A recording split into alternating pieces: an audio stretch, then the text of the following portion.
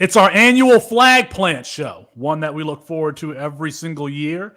Campus to Canton is live right now.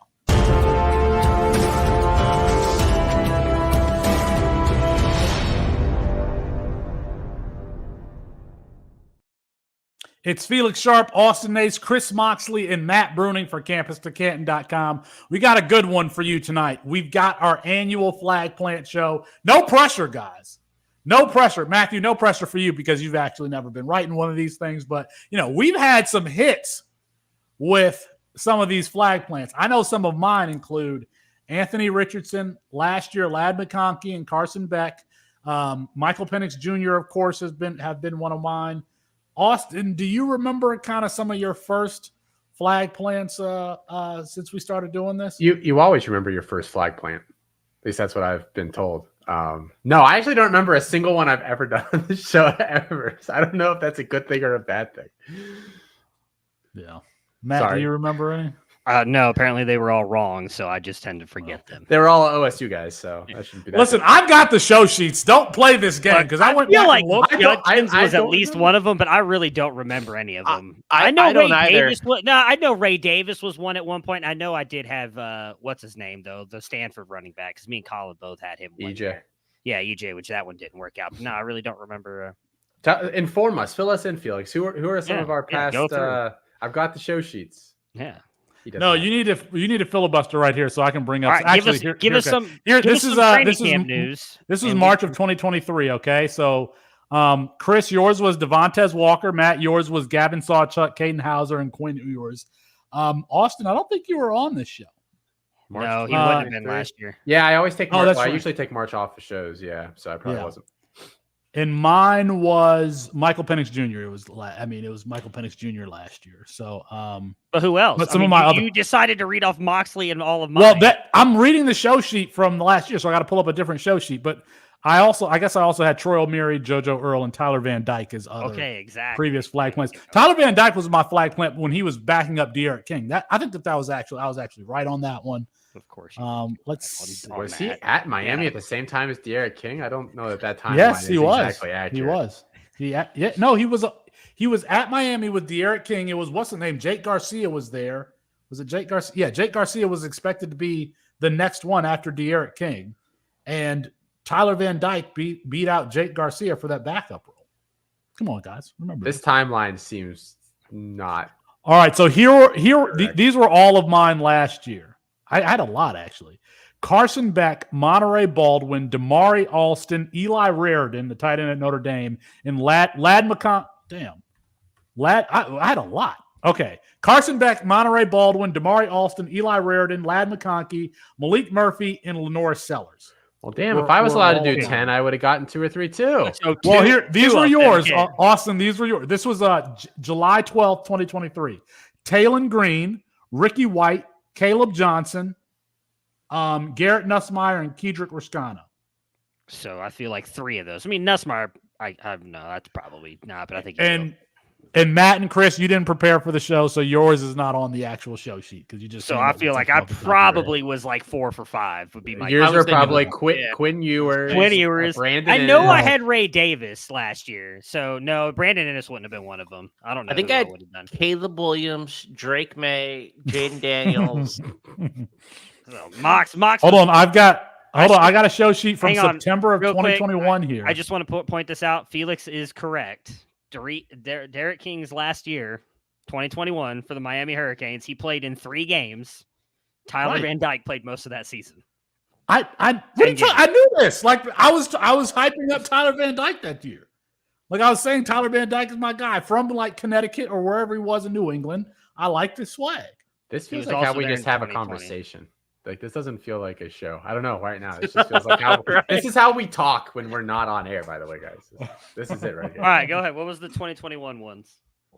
I'm looking at the bold predictions here, and I just see. You know what? This is why you actually need to fill out the show sheet, Matthew, so that when we look back, 2 years later, or maybe what we were really smart on my part that I don't put those in there so that I can just say that I was right. We don't even have a show sheet for today, do we? Yeah. I'm looking at to write my show sheets. Exactly. I'm looking at show sheet from I wrote it down. I told you what we were talking about. This is from September 22nd, 2021. We were doing stock up, stock down after 3 weeks. The players that are listed here are Kenneth Walker, Bryce Young, and Sincere McCormick. Matt, that you were talking about Sincere McCormick that day. This was like during the season. Really who I had on there was Sincere. I'm sure Wilson is on this show sheet. Man, this is we could do this one day where we just Jake Haener. This was the day that Jake Haener beat UCLA. Yeah, this is the day that Jake Haener. This is a 20-minute soliloquy on Jake Haener, and me and Austin were just sitting there like, this is ridiculous. Well, no, you and Austin were not there. It was me and Chris were doing the show. We were the ones who did the show that day. I remember sitting here listening to you wax poetic. It was not everybody was not here. The reason I did a 10-minute monologue is because that could have been any other of the 15. That could have been. That's also fair, Chris. I think the only reason I did a 15-minute monologue is because nobody else was there that day. I was not there. I can remember listening to it the next morning. Look, that's when I used to do on a whatever show. I said a Naceless show on a Naceless version of tonight's show. So we need to bring that back. I missed that. You did? Yeah, we almost did that on our professional show that you decided not to show up to. Austin was going to bring that back, but he didn't do it. Hold on. Can I just read the stats from that game? Man, if you don't remember that. How many times are you going to do this? You don't. This is like a quarterly occurrence. Just 1 second. Just 1 second. Move out the way. That September game against UCLA, where Fresno State beat UCLA, they were number 13. Jake Haener was 39 for.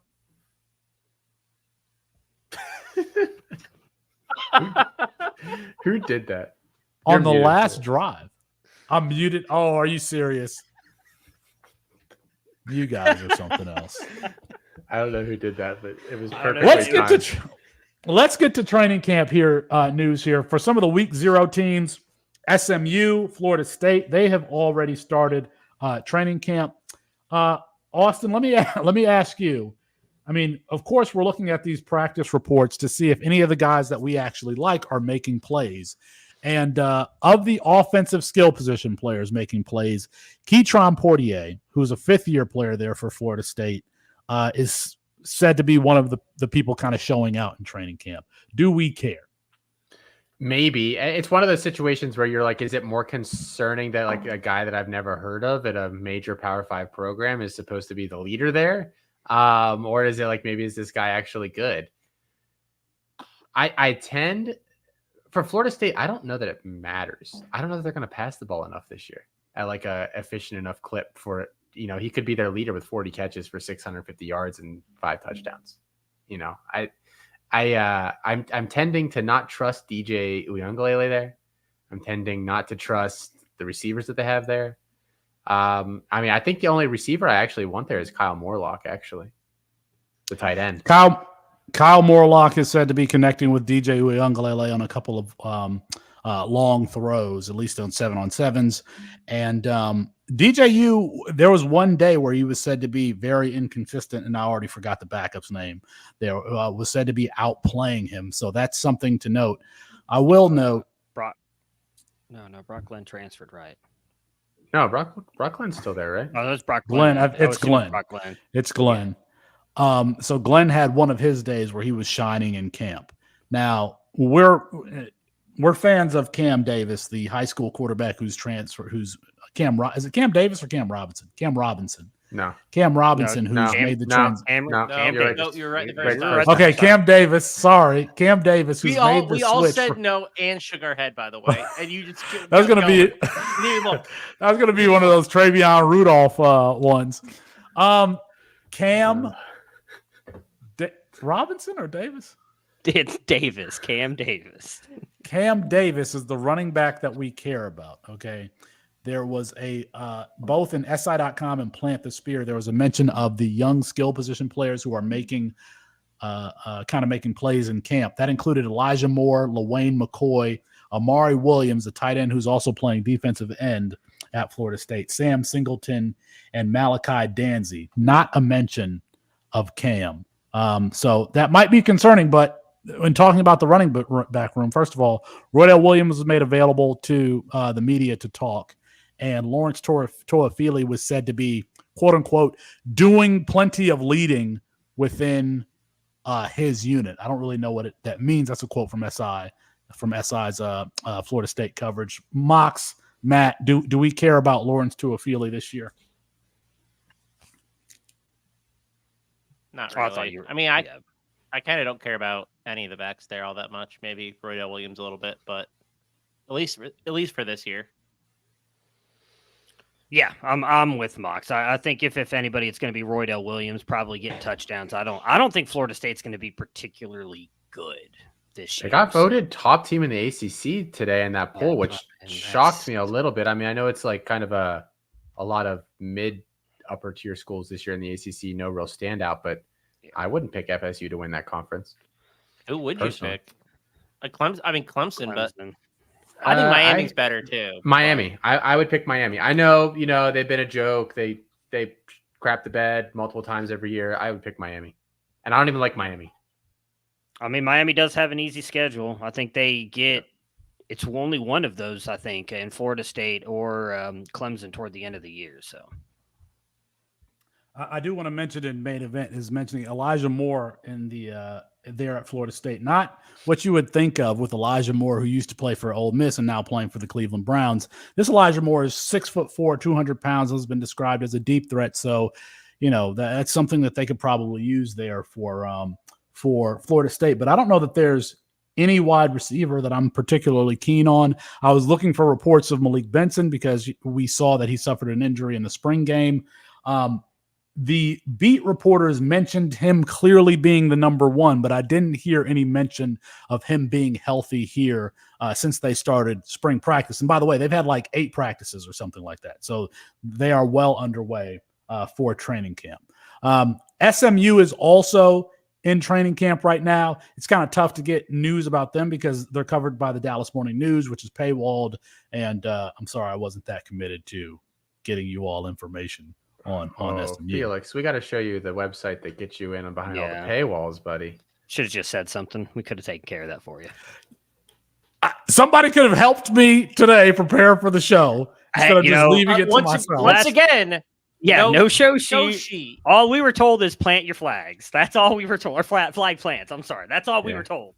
That could have meant anything. And technically, for the record, the person who said that was actually me. I asked yesterday, are we doing flag plants tomorrow? What are we doing so we can prepare? And then everybody just kind of like, yeah, that works for us. And so that's how the show sheet got created. Still not created. You're going to hurt Felix's So this year, feelings. next time, we're not even going to know who our flag plants were because it's not going to be written down anywhere. I've got it right here. I'll know. I got it right here on my paper. I've got my notes for today. You won't lose that. Yeah, you won't. Yeah, exactly. If you like what it is that we're doing, and I have no idea why you would, go ahead and please hit that subscribe button and like the channel. Let's get this to, let's get this to 30. Let's get this to 30 likes. I said last week's at 50, and you all actually came through on that one. So appreciate you doing that. Flag plant show, and we're going to get to our wait. Oh, I have one more news item that I at least want to bring up. Tedero McMillan is still not practicing for Arizona. He is. He just didn't practice. They said he'll be good to go for the season. He was in a boot in spring camp. I don't like that timeline of events, so just something to keep an eye on. I think it could hamper him the first couple weeks of the season. And he's a player, why would he take the risk of injuring himself when he's a top 15 pick, So, no. I agree with you. Fire up Montana Lamonius Craig or somebody else here, Chris. Well, I've been talking about Montana Lamonius Craig.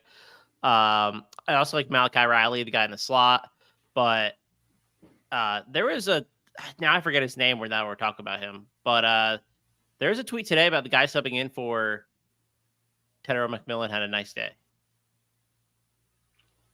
All right, we can check on who who that is. Does Arizona not feel like this is just totally a gut thing for me? Like they're going to be bad again this year? Like, especially if they don't have healthy Tet. Like, that just might not be an offense you want. It might not be. I know Fafita's going to sling it around like he doesn't care if he gets picked off because he doesn't. But, like, new coaching staff, like, replacing Jacob Cowing. I don't know. New conference. I don't know. Yeah, I think it depends a lot on Tetaroa McMillan being healthy and that connection with Noah Fafita. But okay, any more news items? Since I didn't create a written show sheet for you all to. I thought that was important because basically he's being drafted as a top fantasy wide receiver in like CFF leagues and C2C leagues sometimes. The wide receiver is AJ Jones, who basically took his spot. Yeah, and unfortunately, we don't have any news out of SMU, so probably be helpful, but maybe next week. There we go. Flag plant episode. Speaking of old flag plants, this show was originally built on the debate of Zach Wilson versus Justin Fields in 2020. I mean, look at both of them. Both of them are now with their second NFL teams. Both of them set to be backups. I mean, Matthew, I feel like you missed the layup. I missed a half court shot. So, I don't know. However you want to take if you want to take a win on that one. I will. Busted. Yeah, I'll take it. Yeah, I'll take a win. Busted. Where do we want to start here? So when I think of flag plants, I think of players who I am particularly strong on. And usually, like, my analysis is based on like a player at a value. A player that you can get later than where consensus has them, or that you get what I'm saying. So that I think I gravitate towards those types of players when I consider flag plants. Matt or Mox, is there anything in particular you consider, or is it just a player that you feel really strongly about? I mean, I went a little bit of both. So typically when I do these flag plants, I go for guys that I feel very strongly about, that I'm like, I feel very passionate. They're just more of like my guys. Like it doesn't always work out as I'm pretty sure I did Kyle McCord one here as well. So it actually would have been, I think, the year Kyle McCord was battling CJ Stroud for the starting job. So I was very adamant Kyle McCord was going to win that regardless. This year I tried to go at it a little bit differently, knowing that we were going to do this today, and actually just updated all of my rankings the past 2 days. So I tried to go in and go with guys that I am higher on than everybody else by a decent margin, and that I do believe will have a good year. So that's how I'm kind of attacking it this year.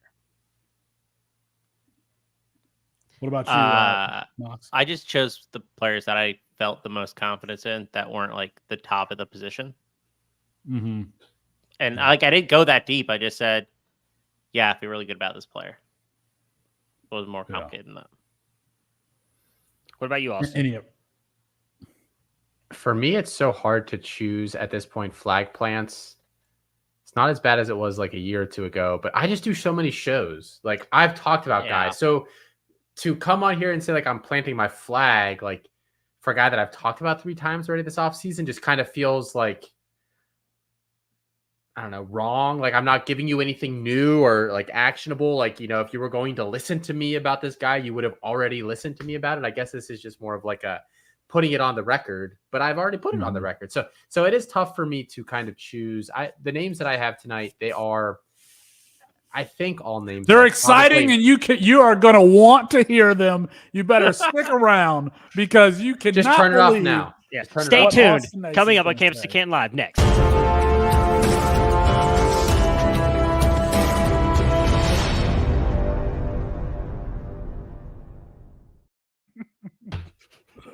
It didn't play for me. What happened?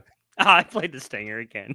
Oh, it just said video won't play. I thought you were playing like a video of like something stupid that I did. No, I think he was setting it up for the usual break, so I hit the stinger really quick, just so it's ingrained in me to hit it. Now that we got all the people that aren't really fans out of the way, I have really good names for you tonight. Everybody just left though because I told them to get out. So here we go. Let's do this. Let's start. I think we're going to go by positions. So, we can start with the quarterback, and Austin, I'll hand it off to you. My guy's Ashton Daniels, and this is the one that I've talked about most recently and probably mentioned the most times at Stanford there. But he just like his profile to me just screams like guy that is way too cheap. Like I don't think he's in danger of losing this job unless he gets hurt. And I think some people kind of had that in their head because he was banged up last year and didn't play every single game. There were a couple games where he either left early or didn't play at all.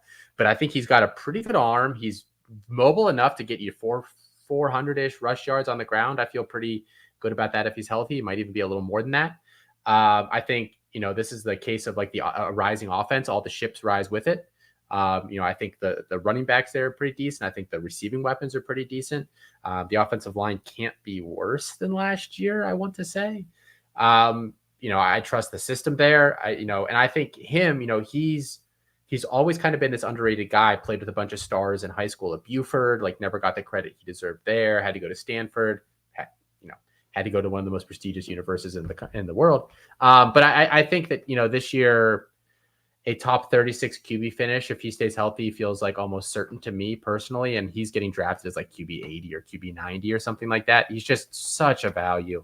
I think we'll look back at this time next year. Like he's probably only a CFF only guy, but 2 or 3 years of him there in that offense, watching him grow with that group. Yeah, I think that's a really good value.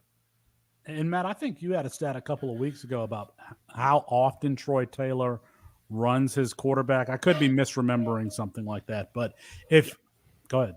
Oh, I stole it from Chris K. I don't want to take the credit for that. We talked about it when him and Mox did a best ball show. One of the times we were doing the underdog drafts. I don't remember how many. I know it was over 700 times in like a couple of years he had ran his quarterbacks because Mox and him had brought up, how cheap at that point in time. I don't think when we did that show, Daniels was even getting drafted in those underdog drafts. And both Chris K and Mox were like, he's a guy you should definitely be taking with your last pick. And then obviously, thus, Bud Elliott's been talking about Stanford as well. A lot with Cedric Irvin is just kind of like risen all those guys up the draft boards over the past couple of weeks. Yeah, he's going to be, he could be a 20-point plus guy on the college side of your Campus to Canton leagues. Shout out to Main Event. He said, I think this is when I first started watching y'all last year when we did our flag plants. He says he's a sicko now that listens to all the pods. This is how we grow. Appreciate the support, Main Event. I like Ashton Daniels, and he's still one of those guys who is still a value because I see him available in the last round of even supplemental drafts, which means he's probably being drafted really late in startups. Do you want to hear a crazy Ashton Daniels stat real quick before we go on to whoever's next? So he basically played like 8 games and then a couple pieces of other ones where he like left early or something like that. But in those games, he had 388 dropbacks. On those dropbacks, he was pressured 175 times. Almost 50% of the time he was pressured, and his pressure to sack rate was only 14%. We want to talk about guys playing behind bad offensive lines and how, you blame the line, cough, cough, a certain quarterback is sitting in Colorado right now. If you're mobile enough, it doesn't necessarily matter. And for Daniels, it doesn't matter. So Austin coming in hot there with to start us off at the quarterback position. Matt, who do you got? Austin taking shots at Colorado. No, that's something new. So this is the only name actually that I've talked about before. I tried to actually go off script of what I've usually talked about, but I wanted to discuss Sam Levitt one more time. I am kind of all in on him this year. I know Austin and Colin talked a little bit about him today as well when they did, or earlier this week when they did their Big 12 preview on Campus Life. And I kind of wanted to discuss Kenny Dillingham. Because Austin said that he doesn't really believe that he is a QB developer, which I actually think is fair. I do think people say that about him, but I think he does get the best out of his QBs. You go to Brady White in 2018 at Memphis. Granted, yes, Mike Norvell was the head coach there, but Kenny Dillingham was the offensive coordinator and QB coach. He had a really good year. Then you go to, obviously, the year everybody talks about. 2019, Bo Nix's freshman year, where he ended up being the SEC Rookie of the Year while leading – at time, voted in college football the most improved offense in the SEC, coming back from what Gus Malzahn had the year before. This was by far the best offensive line that Kenny Dillingham has had for these next couple of years. It was a top 10 offensive line. But Bo Nix threw for just over 2,500 passing yards, 16-6 touchdown to interception ratio, 313 rushing yards with 7 rushing touchdowns. That would have put him I believe at that time I looked this up, it would have put him at roughly QB 38 in fantasy as a true freshman. And to me, that's pretty impressive as an offensive coordinator. With a guy, again, going out there, I understand Bo Nix was a 5-star, still a true freshman.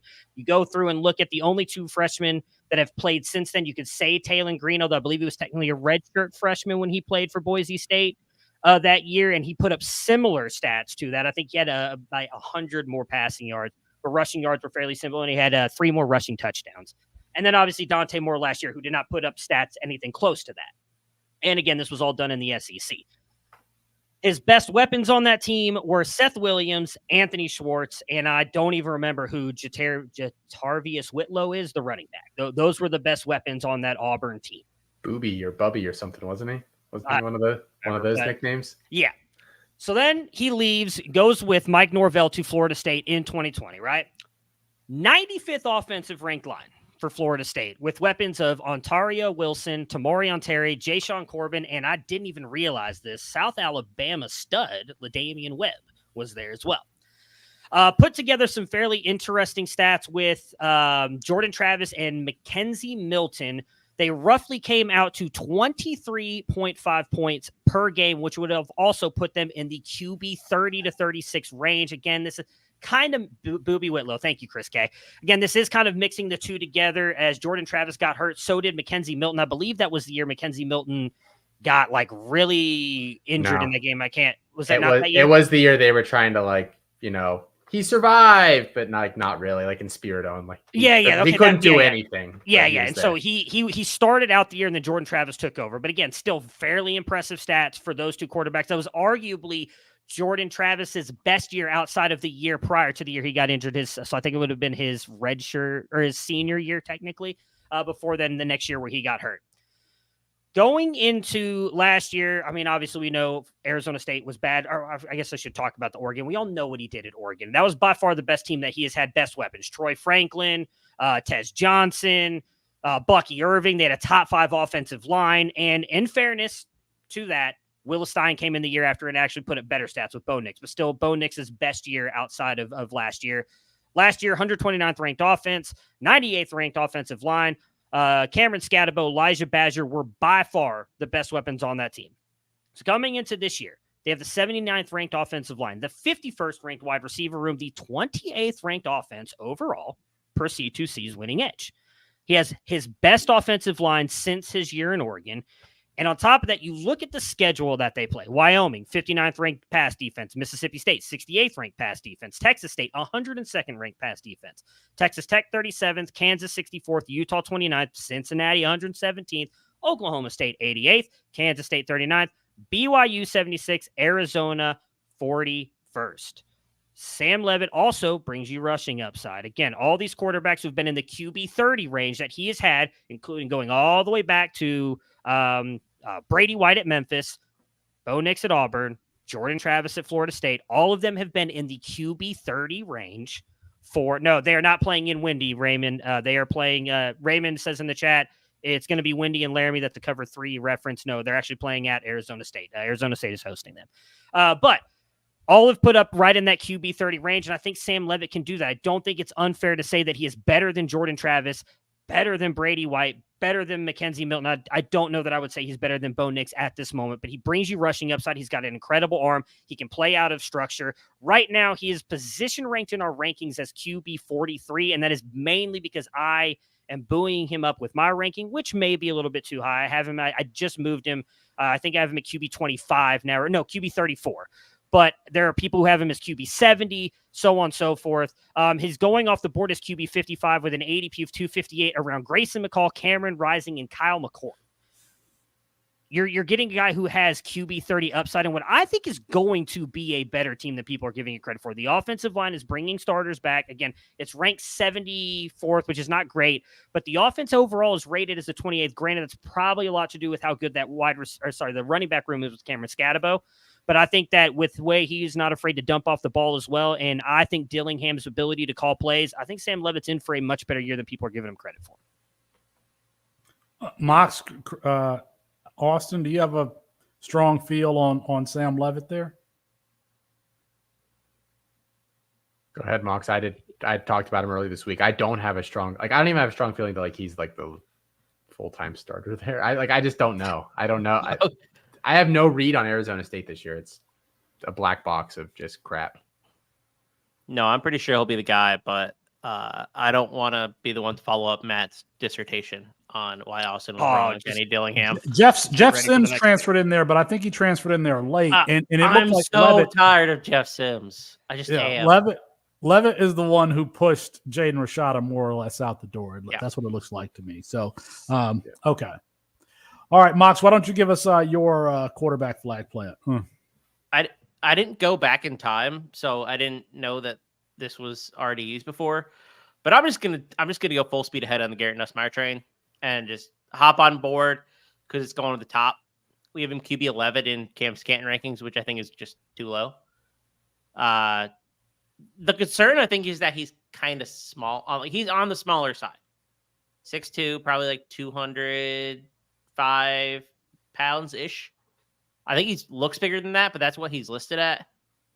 I think he does everything you want in a modern quarterback, though. I think he goes through progressions quickly. I think he has the ability to be aggressive. I think he's willing to be aggressive. The arm strength is there. The processing is there.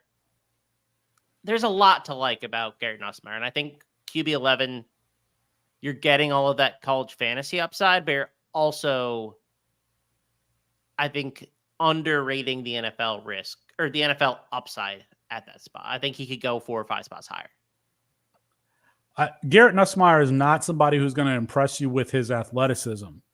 No. But if you appreciate players like, C.J. Stroud, Jared Goff, that archetype of player, and you can evaluate a pocket passer and don't need to see Anthony Richardson or Lenora Sellers type athleticism to say that player is good, then you'll like Garrett Nussmeier. And I think a lot of us do. I have him in the top 8 or so, or something like that. I mean, I think that at the time, he's not even a dark horse for the Heisman anymore. He's like right up there to be a favorite. I think earlier in the offseason, I would have considered him. I think that he's a candidate to throw for over 4,000 yards. My problem is that after Kyron Lacey, I have no idea who if you could just tell me who the number 2 is for LSU this year, that would make me really happy because I think I can make a lot of money if I knew that information. But yeah, I mean, we're all very high on Garrett Nussmeier to the point. I mean, I'm in a 14-team startup right now. He went in the second round, so he's not even like a value anymore this year. He's not even a value. I depending on where he went in the second, I think you can make the case that he belongs to the first round. I guess is more the point I'm making. I think you should be aggressive on him. He is an expensive player to get, but I think it's worth it. And let's not forget, last offseason, the question was, is LSU going to run both quarterbacks out there? There was a question of whether or not they were going to play Garrett Nussmeier over the eventual Heisman Trophy winning Jaden Daniels. So it's not like this dude doesn't have talent. And there are some people out there who I'm sorry, I don't do subtweets. John Arrington doesn't think Garrett Nussmeier is good because his little spreadsheet says so. Well, I guess we're going to see here when the season starts. So, okay. All right. Let me do my quarterback.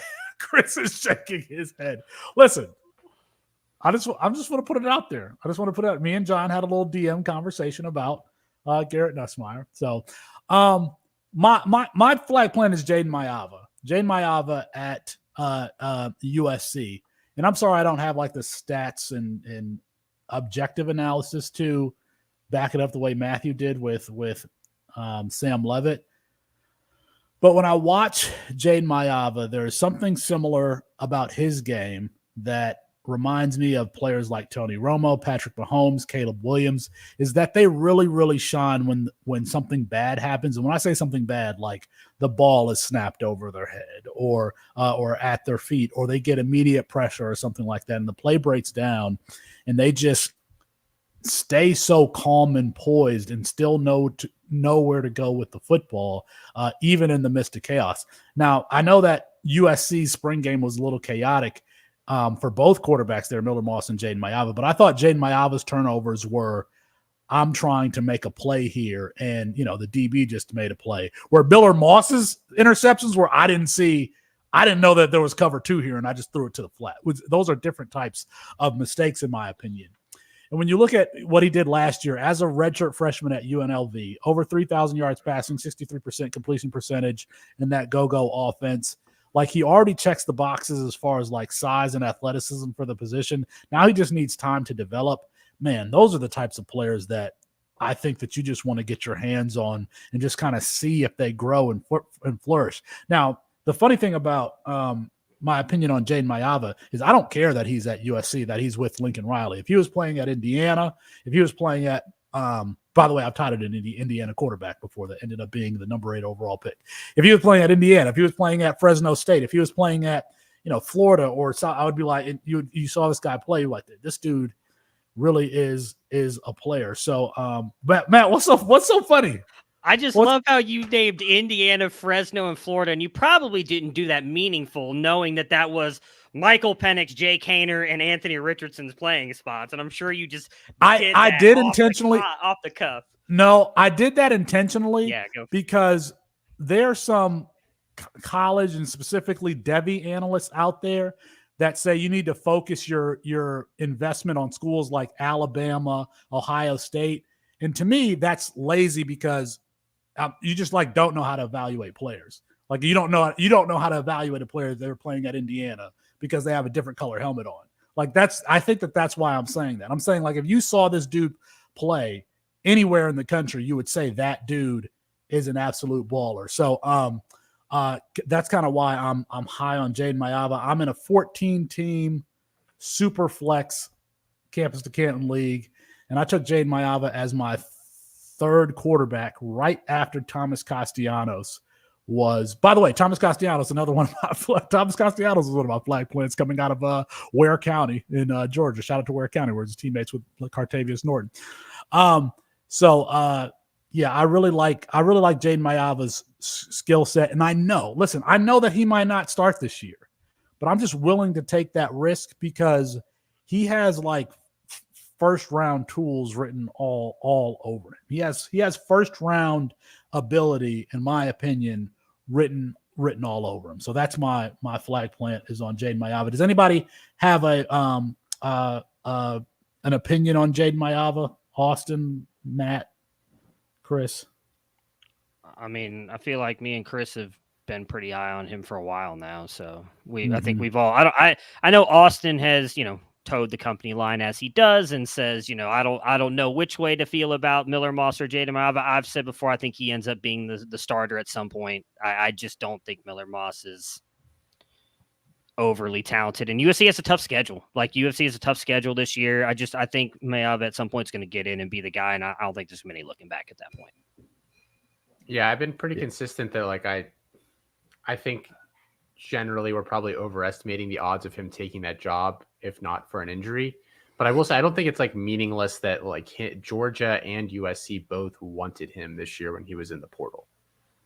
Like, I just don't think, maybe one of those schools kind of wants him and you're like, okay, they're just looking for like a backup. But both of those schools looking at him, I find, at least like moderately intriguing, kind of outsourcing the analysis to somebody else. So, some coaches with some history on developing quarterbacks have liked him. So. Yeah. And USC was technically flirting with like every quarterback in the transfer portal this year. They flirted with Will Howard. Remember, Will Howard was like headed to USC. I feel like that news broke while we were on the air and we reacted to it. We were like, he was Will Howard. And then Miller Moss had that bowl game and he flipped. Yes. Good old Ohio State. Yes. Yeah. And listen, Miller Moss is the senior, and I feel that Lincoln Riley probably feels some sort of, loyalty or something to him. But Lincoln Riley pulled Spencer Rattler for Caleb Williams. So it's not out of the question that he could just pull an upperclassman if he feels the need to. Now, that was the Red River rivalry. Spencer Rattler wasn't playing particularly well in that game. Let's see if we get to that point for USC. All right, let's move on here to the running back position. Austin, who's your running back flag plant? Am I allowed to circle back to Jadon Blue? Can I do it? Am I allowed to? Absolutely. Mocked and ridiculed. Just saying, after year one, he was pretty good last year. Do I have the confidence to sit here today and say that he's going to be the starting running back for Texas? Yes, I do. Yes, I do. He's going to be the starting running back for Texas this year. You thought I was going to go wishy-washy on you, then slow playing you people for 4 years for that moment. Jadon Blue is going to start at Texas this year because I just think he's the most well-rounded back there in that backfield. Like, I think no matter what, 50% of that backfield's his. And because of his ability as a receiver, I thought he was pretty good down the stretch last year. And I thought Baxter really wasn't. So I think Blue, were my comps out of high school a little too high for him? Maybe. But I think Real Analytics just released a thing that he was like the fastest or second fastest measured on-field speed. And like he's such a good athlete. And I think people don't really realize that about him. Like I thought that he was very similar to Jahmyr Gibbs coming out of high school from like a receiving and athleticism standpoint. He was the best receiving back in that class by like a lot. And I really think, even if you're buying him today at his current price and he isn't the starter, quote unquote, for Texas, I still think he's going to have a really nice NFL career as like a platoon back. Like that's like the worst case scenario, I think, moving forward for him, assuming health and all that crap. He's one of those guys we've been tracking since he was, he was the number one running back or close to being the number one. He was with Singleton. Singleton was. He was our number one. And Henderson. He was our number one running back. But he is one of those players who skipped his senior year of high school, and we're like, is he a little bit of a diva? And then he was in a little bit of the doghouse with Steve Sarkisian. And I remember maybe his freshman year spring game where he like alligator armed a pass, and I was like, you were out on him as soon as that happened. Yeah, I was like, it's not happening. This dude does not want to get hit. Didn't play a senior year of football. Sitting here short arming passes. So, okay, yeah. But we did see him play well towards the end of the season. And Sark going back to Buck Allen at USC has had a long history of productive running backs. Now, usually it's one guy. But we'll see if they mix in Cedric Baxter and Jadon Blue this year. Matt, who's your running back? Can I make a funny really quick? Austin has Jadon Blue as funny. Yeah, it's a movie line. He has Jadon Blue as his flag plant RB. He has him ranked at 78. Felix, you have him at 4. Austin does. He has him ranked at 78. You have him ranked at 48. I have him 67. 41. I'm looking at the website right now. I moved him up this morning. Jadon Blue. It's a 67. Yeah. I've got him at 67. He has your Colin has him at 35. Yeah, technically Alfred's the lowest on him. Alfred has him at 98, but he's the second lowest by a decent margin. There we go. I mean, me and Felix have him in the 40s. Right. The ranking is you can still have a flag plant even if you have. I slow played all of you a-holes. He's moving up to 7 in the morning. I was gonna say it's just his whole story. We're dumping pumping back in on Jadon Blue, lead running back for Steve Sarkisian, who produces these 1,000-yard running backs every year. He's also ranked 67 as my RBs. So it's just I found it a little bit weird. For those who don't pay attention, Austin does not do hot takes, so that was. That was 3 years in the making. At one point, we used to do what was the your lukewarm take? We don't do bits anymore. We don't do bits anymore. We need to bring back the bits. Yeah, really don't. All right, just go straight to information. Go ahead, Matt. So mine. You guys talked a lot about this team earlier, and some of the stuff that Mox brought up is why I am all in on this running back, and it is Arizona running back Quali Conley, guy that I don't think Cedric Irvin. Damn it. No, I didn't want to do. I actually thought you were going to talk about him at some point. So I didn't want to steal any of your Stanford thunder.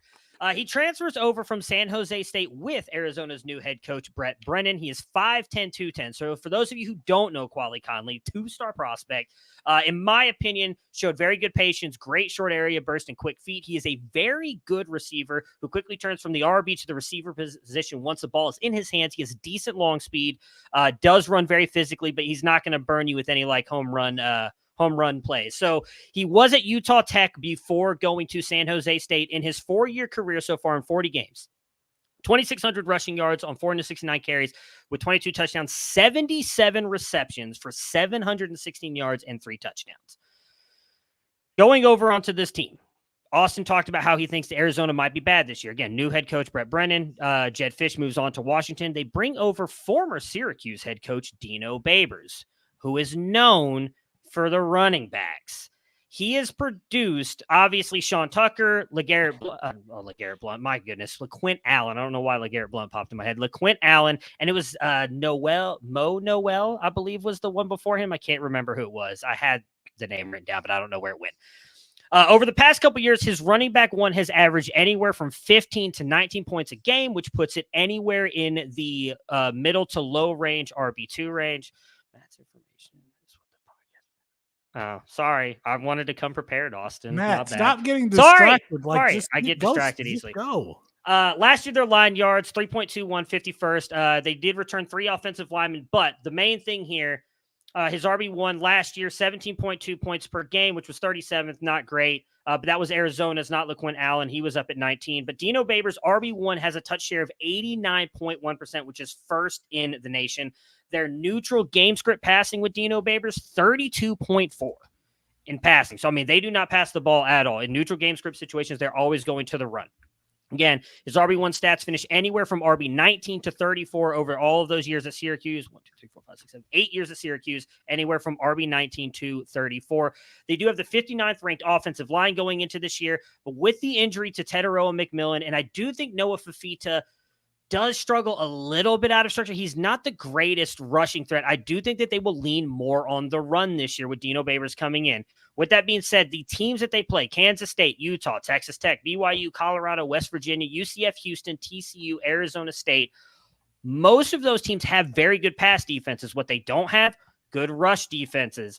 35th for Utah, much better pass defense at 29. Texas Tech, 37th ranked pass defense, 85th ranked rush defense. BYU, 90th. Colorado, 121st. West Virginia, 83rd. UCF, 87th. Houston's 114. TCU, 80. And then Arizona State, 51. Quali Conley should get the ball a ton with that 80%. What was it? Let me go back and get it to exactly right. 89.1 snap share. Right now, he is position ranked in our rankings at RB 100. It is a little bit ridiculous, the rankings on him. I actually want to pull it up really quick.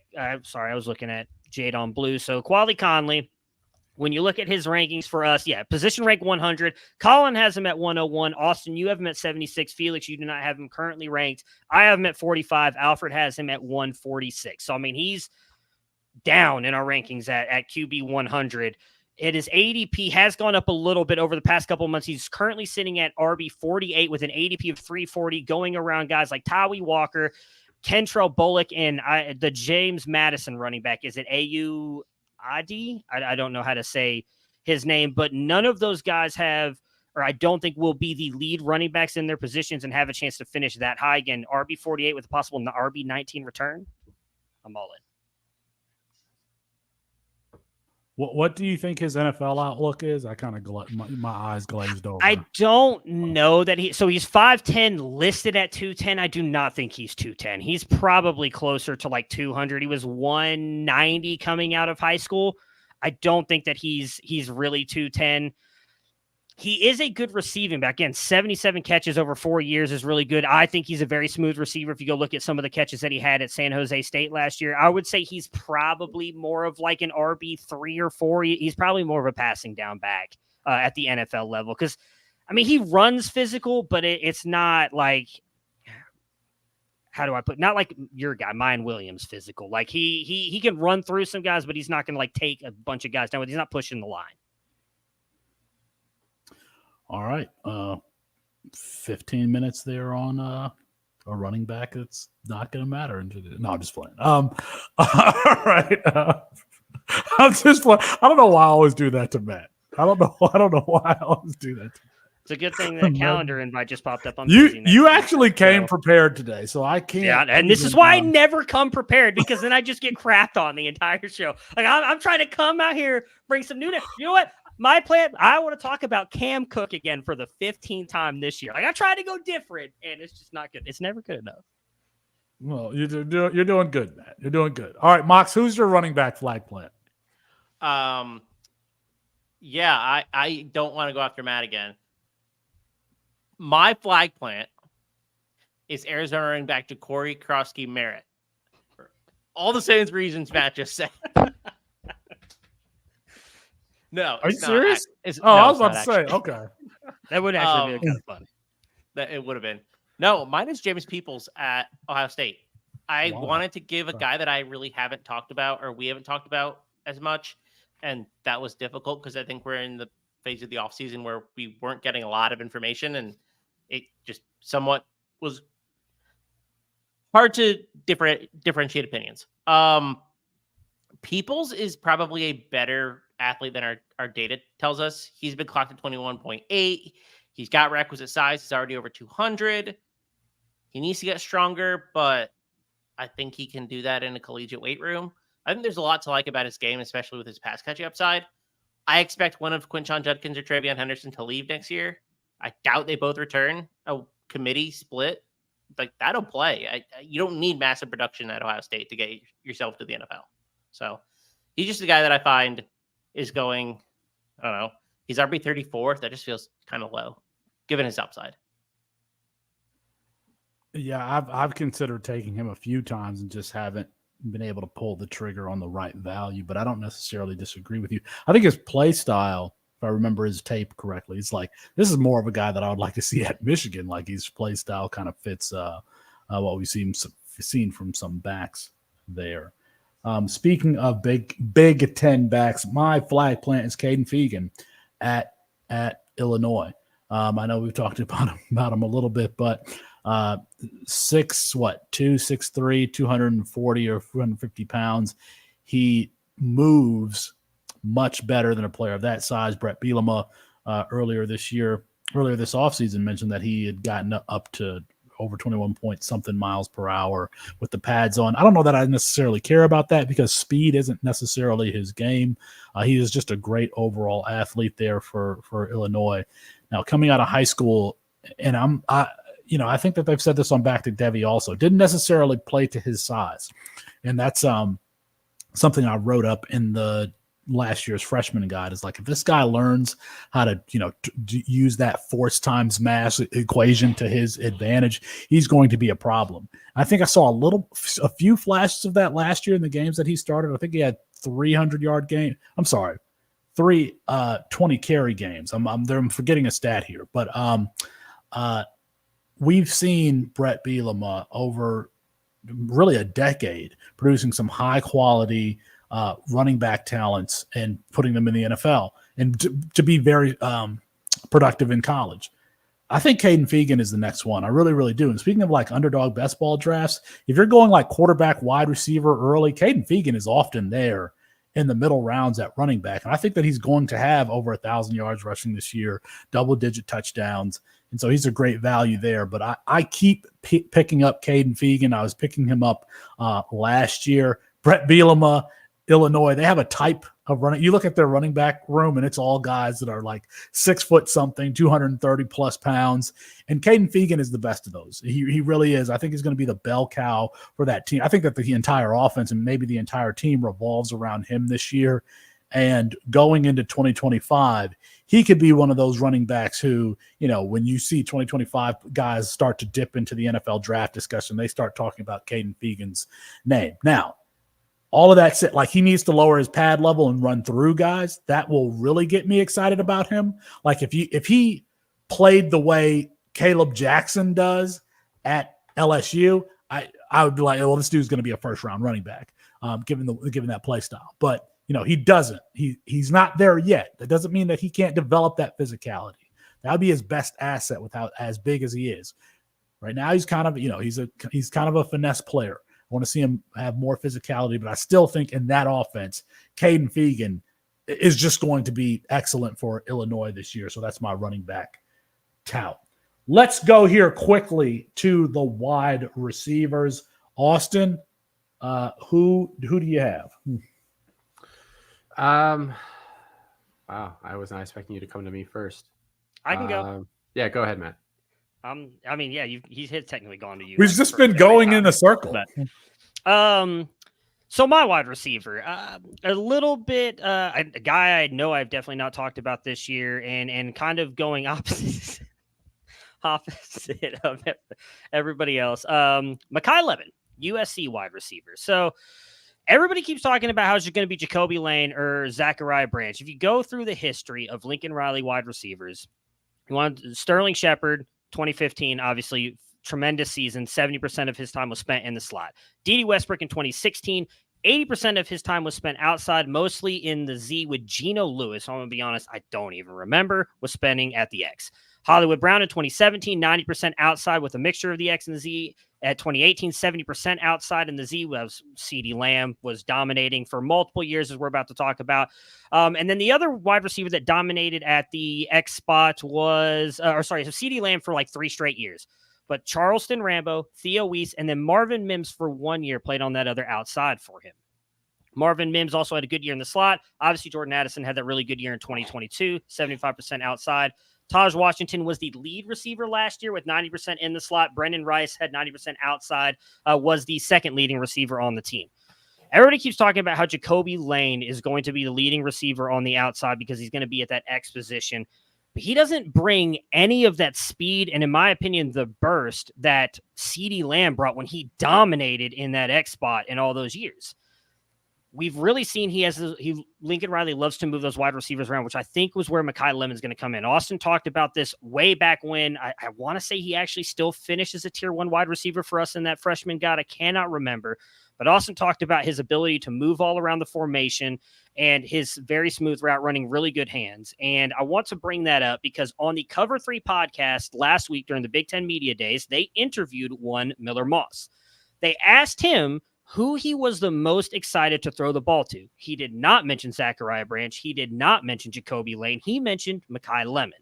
He said Mekhi Lemon, he turned out, they talked about how he was forced to play defensive back in practice for 2 straight weeks before the bowl game and still went out there and did what he did. He had a very good spring game as well. He's an incredible route runner who's shown a great ability to attack defensive backs, and he's very sure-handed. It's pretty high praise from your quarterback, who, again, could have gone and talked about the incredible athlete Zachariah Branch or possibly Jacoby Lane. Right now, his position rank in our rankings is 47. Austin is fairly close to me. I have him up in the 20s, and Austin's just right behind me, but a lot of others have him very far down, including one Felix Sharpe, who has him really far down. Him and Alfred both have him kind of tanked in their rankings. But his ADP is at 86.6. He's coming off the board at wide receiver 32. Mike Matthews, Mylan Graham. The only one of this group I would take over him is Deion Burst with what we think he can do at Oklahoma. And then Perry Thompson. If you go through again and look at what CeeDee Lamb did, Charleston Rambo, Theo Weiss were both wide receiver 2s at their time for fantasy. Obviously, CeeDee Lamb crushed it. Hollywood Brown, D.D. Westbrook, Sterling Sharpe. You have a chance to get a guy like that who I think is going to end up being the lead wide receiver at USC. And I think we've kind of forgotten about him because of what happened last year. I think he's in for an incredible season. He's my vote to lead the USC wide receiver room in receptions and yards this year. And Austin, I know you were really high on Mekhi Lemon coming in as a freshman. Is Mekhi Lemon the one that was at Los Alamitos and played both sides of the ball, or am I thinking of DeAndre Moore? I could be thinking of DeAndre. You're probably thinking Lemon didn't really play any DB in high school, which is why everyone was having a meltdown last year because he was playing some DB in practice. I just didn't get it. Like, it's not like that was his background there. I wasn't that worried about a position switch for him. You still high on him though? I have him low 30s, and that just feels appropriate just based on I don't have a good read on that room, and quite frankly, I think it's more likely.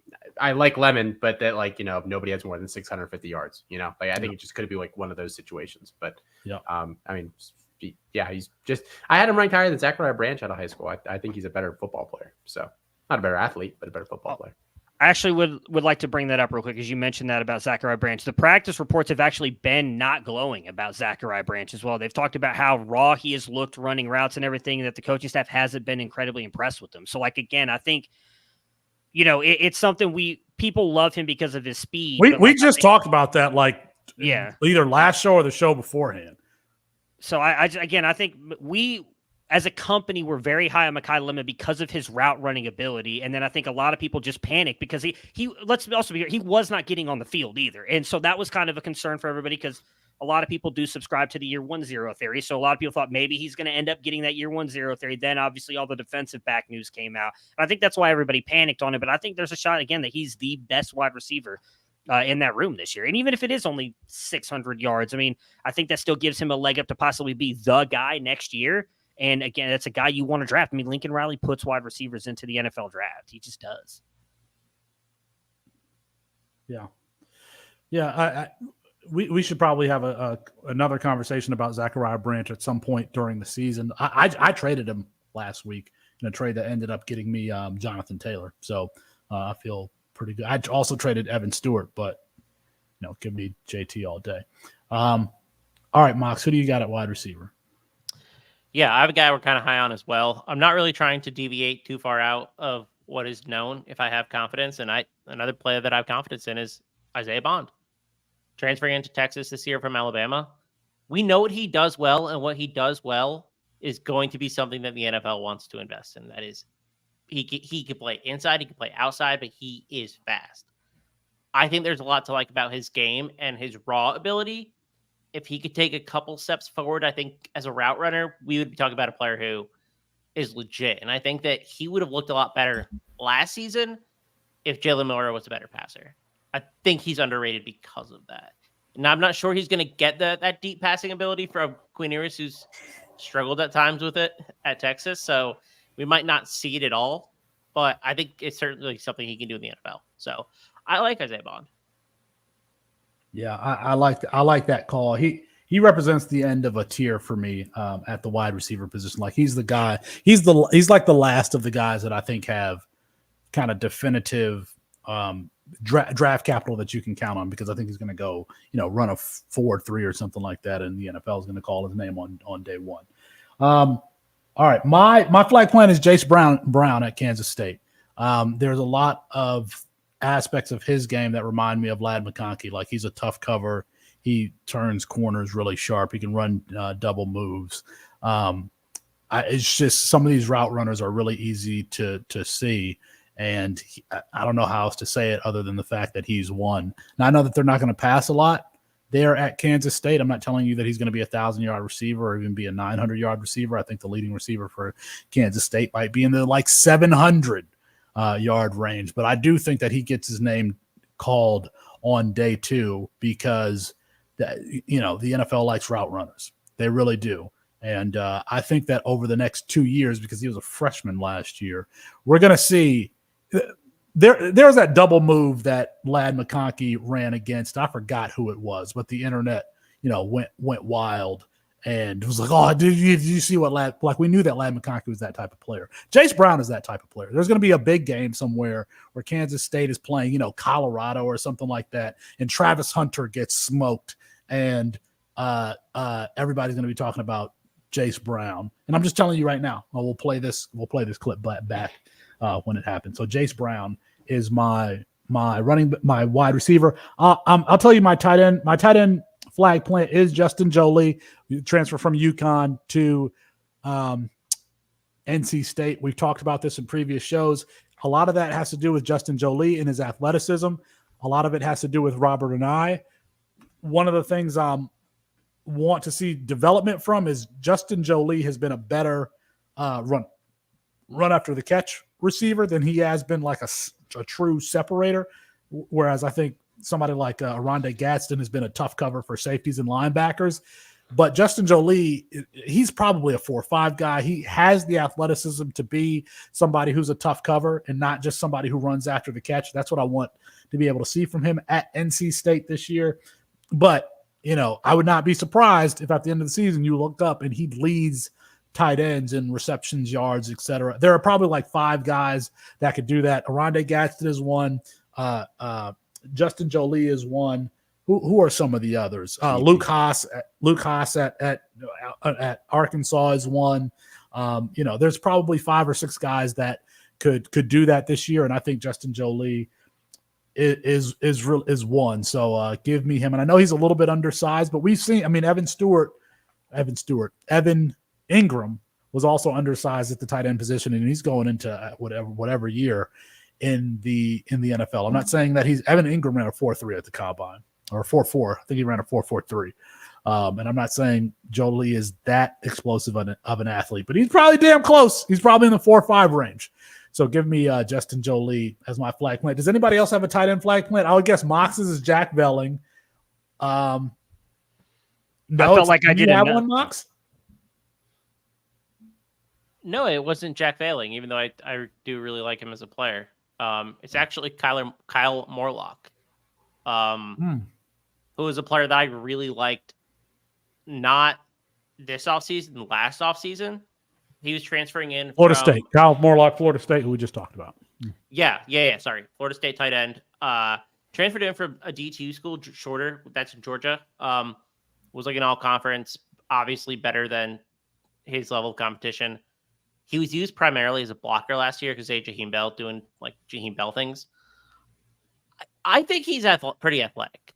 And I think he could be we don't hear anything from him, and then he goes like third round of the draft, or like late second of the draft. Everybody's like, what?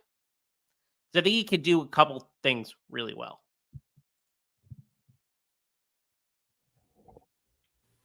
I thought that there would be something else there. It didn't sound like it was the end. But my wide receiver is Micah Hudson, by the way. Did I not come to? No, you skipped me. I said, in fairness, you said, in fairness, you said I'm not ready yet. Oh, my bad. Yeah, my bad. Yeah. My wide receiver is Micah Hudson. Here, since we're just feeling spicy tonight, and I swear I haven't even been drinking. I was just in the office all day, so maybe that's why I'm feeling this way. I think he outperforms Jeremiah Smith year 1 and year 2. A quote came out yesterday, saying that he's healthy now. The staff wants to get the ball in his hands basically in any way they possibly can.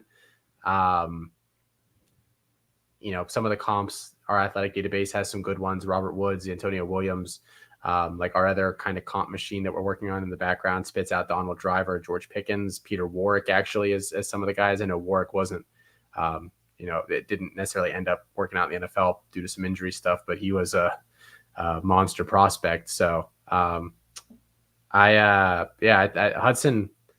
I think he's being underrated because people just view Jeremiah Smith as this guy. And I actually had Hudson ranked higher than Smith this year, and I don't feel like that bad about that. So I have no shares of Micah Hudson, and it doesn't, Austin's pretty good at this, so that makes me a little bit nervous. But you kind of have to be picking in a weird spot to get Hudson, which is why I actually only have 2 of him. I think you have to be picking like 4th or 5th. Because he's not there after that. Earlier than that, it doesn't necessarily make sense from like a value proposition. Like, you take the quarterbacks, you take Smith just due to the value. But I had an opportunity to take him, and I took TJ Moore over him. And I know you're going to tell me that's a mistake, but I just I'm just a fan of TJ Moore a little bit more than Hudson. I tell you, I could see Hudson going for 800 yards this year. Is he even getting drafted in those best balls, Chris? I think he should be at least like 5 or 10, like 5% owned. Like if he's not being drafted that way, I actually took him in a draft today, based off how excited they were. Playoff weeks: Colorado, Oklahoma State, West Virginia. That'll do. I like. He's definitely not going. Is any of that Jeremiah Smith? I can tell you that. Is any of that analysis based on? Is any of that analysis based on Zach Kitley, or you just think that the dude is just somewhat, assuming that there's a healthy quarterback there that can actually throw the football? Because I think Kitley has shown, as Colin and I argued a little bit this week on Campus Live, I think Kitley is a little more versatile in terms of play calling than people give him credit for. I think this past year, I'm out of necessity, granted, but he'll run the ball if he needs to. But I think Hudson's the best receiver there. He might be trying to think what other schools. Okay. Technically Arizona's in that conference. So he's the second best wide receiver in that conference the day he steps on the football field behind Ted McMillan. Man, Austin's being bold today. I'm just not you. I don't know how to handle it. I don't know how to handle Austin being bold. Does anybody else have a tight end flag plan? And I did. I took TJ Moore at the 106 and Micah Hudson was taken at the 107. I'm just a bigger fan of Moore. So okay. I felt like I put enough work into my other guys, so I didn't feel like I needed to do a tight end. You did, Matt. You did a good job today. I want to get to yours, the audience's flag plan, so we can turn some of these around. Some of these guys are players that we've already mentioned. Robbie in the chat mentioned Isaiah Bond, Byron Brown, Grayson McCall, Parker Jenkins, Darius Taylor.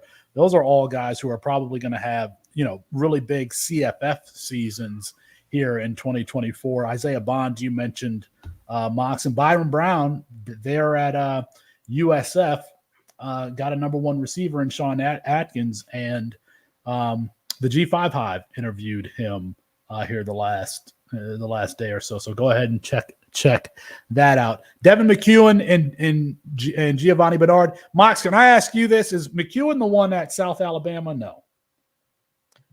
No, he is at UTSA. That's Voisin. Devin Voisin, yeah.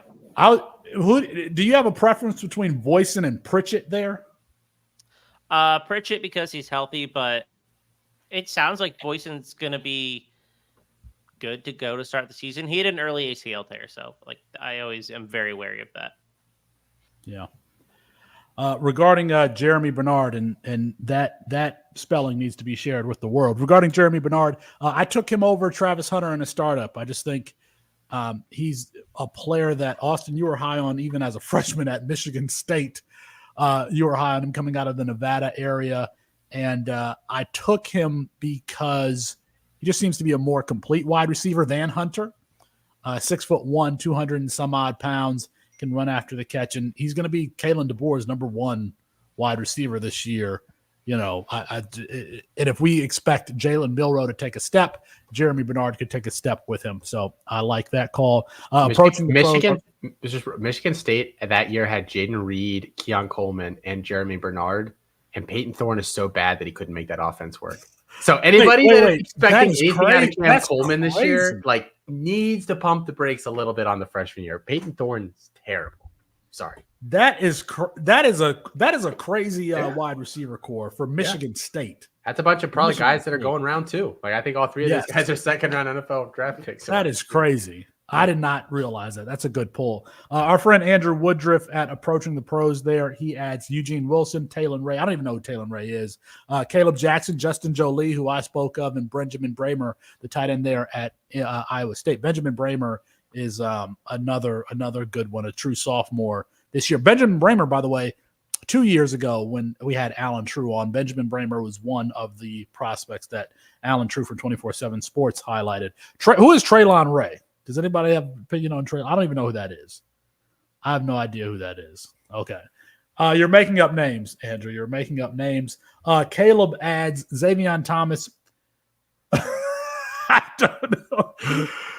Davinsky Schellenbaker, Darion Dupree, Kenny Johnson. I feel like somebody is just messing with me here. You're making up names. There's no way. I mean, Xavion Thomas, the transfer from Mississippi State to LSU, he's a candidate to be the wide receiver too there. I have no idea who these other three are. I have no idea. You literally asked me about Kenny Johnson last week. I did? Oh, I did. I did ask you. You said, Austin, is this guy any good? I said, I think he's average. I don't know. Okay. All right. Who is I got to look up some of these names. You're making up names. Washington State guy, right? Yeah, he is. Running back? Yeah. Duvinsky Schellenbaker. Where did they get him from? Okay, let's move on. Listen, Caleb, I'll have to look up those guys and tell you what I think later because I don't know. Dupree's a true freshman running back at Wisconsin who's coming in this year. They bring in two backs this year. Dupree's my favorite of the two of them. We'll see if he ends up, playing a lot. And you know what? Sleepers college football page tweeted about Dupree earlier today. So, okay, I do. Okay, but I don't have a big opinion on him. Colton Mays adds Seydou Traore, the tight end there at Mississippi State, Jordan Tyson, Josh Hoover, Brett Norfleet. Hoover, I mean, you guys can jump in here, but Hoover, just the volume alone, I think makes him super valuable. Jordan Tyson, we're waiting for him to recover from that ACL injury going from Colorado to Arizona State, and then Seydou Traore, basketball background. He was he with Colorado for part of the spring last year and then transferred out, but he's going to be in what's the offensive coordinator Jeff from Lebby. Oklahoma? Jeff Lebby and Jeff Lebby's system there for Mississippi State. So I don't have a strong feeling about any of these guys except for Hoover. Nobody else. No. Thanks, Matthew. Norfleet. People I think people are pretty hyped on Norfleet, but yeah, I like him. All right. Let's move on here. Jordan Lyle. Any Jordan Lyle fans? That's from J-Bomb 10 Oh, yeah. Austin's raising his hand. He is my most rostered player in C2C. Actually, RJ Maryland is. He's my second most rostered player in C2C. Jordan Lyle is the running back / tight end at Miami. Just the running back. That's Elijah Lofton is the hybrid kid. Oh, okay. Gotcha. All right. JT Appleton's flags plants are Justin Marshall, Malik Benson. But Benson we talked about earlier. I'm not sure that he's absolutely healthy. I was not a fan of his going into Alabama last year. I think I wrote his profile for the Devy Guide. I think that he was a little bit overhyped because he was going to Alabama. There was 3 years ago where we had the big athletic wide receiver transfer to Nebraska, and I can't remember his name, but he never did it. He just disappointed. That was another one of my guys that I was touting, and he never did a damn thing. And I can't ever remember who that is. Isaiah Garcia Castaneda? Xavier Betts. I thought it was Betts. No, it's not Xavier. Xavier Betts was a freshman there. This is a JUCO guy. Oh, a JUCO. It's like Omari, a JUCO guy who ended up going to Nebraska. Oh, come on, guys. JUCO wide receiver transfer to Nebraska. You don't remember? It's like Omarion something. No, it wasn't Omarion Miller. I don't know. Now I'm really mad about this. Let's see. Well, while he's looking that up, Justin Marshall. I just don't think Justin Marshall plays this year. You're talking about Jordan Marshall? Justin Marshall's the CSU kid, right? Oh, yeah. I'm thinking Jordan Marshall. Yeah. Justin Marshall was one of big wide receiver guys, deep cuts that he really liked last year. Running back wide receiver hybrid. So I actually did almost say for my quarterback flag plant, Fowler Nicolosi. I think he's better than people give him credit for. So is he $600,000 to transfer? Good. To play backup? No, he's not that okay. Good.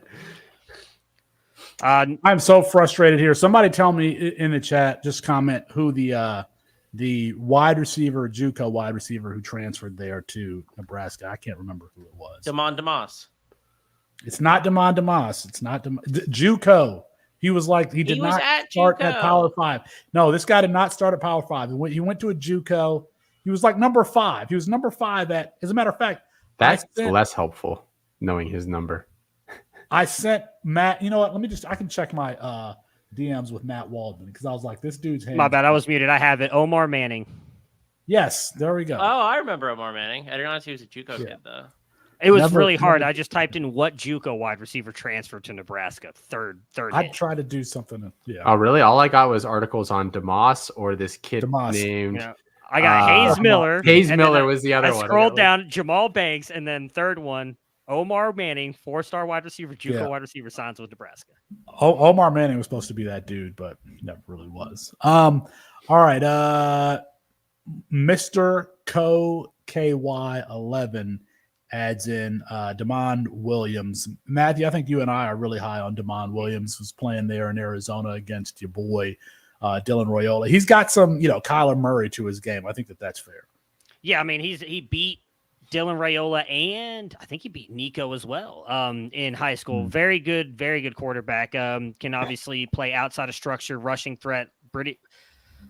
Our Velo doesn't have his arm that strong. I feel like his arm's stronger than what we have. I thought he was fairly impressive in I can't remember what all-star game he played, and I think it was the Under Armour Bowl game, but I don't remember. It was fairly good in there. I mean, obviously the big concern is going to be Washington's offensive line is horrible. Outside of Denzel Boston, I don't think they have any real weapons as well. I do think Will Rogers probably starts the year, but I don't know that. I think he's just such a system quarterback that at some point we see him benched and we see Washington in there. And I don't know about the only good player in college football, but he definitely is going to be an exciting player to watch once he gets on the field. He's going to be one of those players like Thomas Castellanos that everybody just kind of wants to watch play, and he'll be fun to have rostered. Matthew keeps having these freshmen coming in for upperclassmen. I don't think that's going to happen. I don't think he plays until 2025. So, but I do think that he's an exciting player, and I've rostered him a couple of places. Hofsper, Mox, let me throw this to you because your boy Ricky Hunt. Both of these dudes are your boys. One of them, Bowden Grown, who's on the thumbnail for the show today. Ricky Hunt and Bowden Grown. What do you feel about those guys? I like Ricky Hunt fine. I guess I'm not as high on him as others are. Like some of our CFF team is really high on him, and I don't know. We're running back Ohio. I'm sorry. Yeah, I think Ohio's offense could not be very good this year. Although they seem to really like Parker Navarro, but they don't really have another option. So we'll see. And Bowden Groen, I mean, if you watch the show or you listen to me anywhere before, like you've heard me talk about Bowden Groen, who I just think is a very underrated tight end at Rice. Yeah. Rice got a couple of skill position players that we like this year. Austin, talk to me about Amarion Miller there at Colorado. I think you're still a fan of his. Yeah, I just think the problem with him is I just don't know how much they plan on playing him this year. Mm-hmm. Like last year, he came in, they brought him in for one game, like 5 games into the season. He goes off for like 200 yards, and then they barely play him the rest of the year. I just don't understand their like rotate. They played Tarvarish Dawson over him a ton last year. Tarvarish Dawson is no longer on that team. He's not very good. I don't even know if he signed an FBS school after that. Like, that's the only thing holding me back from ranking Miller as legit, probably a top 30 or 35 wide receiver in my C2C rankings right now, is the fact that I don't think they know how to manage that room, and they've credit to them. Like, it's one of the best wide receiver rooms in the country, but like at the expense, it's like me recruiting on CFP 25. I'm like, do I need this wide receiver? No, but he looks pretty good. That's basically what they've done. And now they've got a bunch of guys that aren't going to play it all this year. It's just kind of annoying. Look at how far we've come in 3 years. Austin didn't even know about the college football game. Now he plays it more. I knew what it was, but I'd never played it. But Raymond Dorshak there. I want to talk about a few of the guys. Denzel Boston, we've talked a lot about. Daniel Jackson at Minnesota is very interesting to me. He was a guy, I think 5 years ago, that had a very interesting athletic profile coming into college. And Matthew, you were on a show talking about the wide receivers that PJ Fleck was developed. You mentioned the wide receiver drafted by the Ravens, but you forgot Tyler Johnson there for Minnesota, who's also been very productive. And so PJ Fleck is, in addition to Corey Davis. So I like Daniel Jackson there. Caleb Jackson at LSU is who I want to talk about. And Austin, I know that he's a favorite of yours. That dude is so damn violent and so big and fast. Like, I don't know. If you put him and Jonathan Taylor like right next to each other and had them run the same play, I don't know that there would be a big difference if you gave both of them a full workload. Because when you watch, nobody wants to tackle Caleb Jackson. If you're a 205 pound, or excuse me, if you're a 170 pound, 180 pound defensive back, you don't want to come up and be, made a highlight of by trying to tackle Caleb Jackson. That dude is ultra physical. Yeah, what was that, Mississippi State last year where they got up really early and they brought him in? Yes. And somebody posted an article in the Devi chat in our company Slack about 40 minutes ago that said that he's actually up to 235. I do not like that. I do not like that. In today's game, there's no reason for you to weigh more than 225 pounds playing as a running back. There just isn't. It's probably not good weight. Unless you're 6'1" or 6'2" of these taller guys. But if you're at that 6 foot or 5'11", yeah, I agree with you. I'd argue you should be playing a different position then.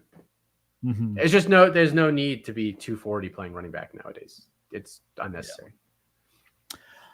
Raymond also brings up Andrew Armstrong, the wide receiver there at Arkansas. I don't have a very strong feeling on any of Arkansas's wide receivers, including Isaac Tesla, the transfer from Hillsdale College. Matthew, cool. There's a reason I'm throwing that to Matt. That's like an inside joke. Anyway, okay. Yeah, that's those are there's a great one that came up in the comments later. Oh, yeah. Your thoughts? Eric Gilbert. Any thoughts? Eric Gilbert. Dude. One of my favorite moments on our show, actually. Eric Gilbert. What do you mean? One of our favorite? Oh, you don't remember this? This was back when Moxley was what was it? Tony Reale coming in at the end of the show and fact checking things. Yeah. And I said that Eric Gilbert wasn't was more. I can't remember if I was saying he was more or not as good as Michael Mayer. No, he wasn't as good as Michael Mayer. And Eric Gilbert had actually outproduced Michael Mayer. And Chris Moxley came into the show and he's like, Matt didn't get anything wrong. And then Austin's like, what are you talking about?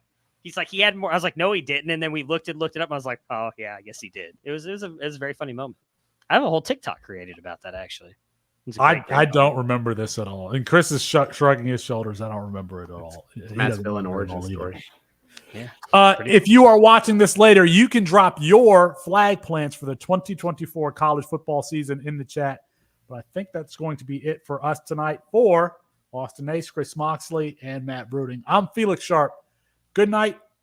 Good luck.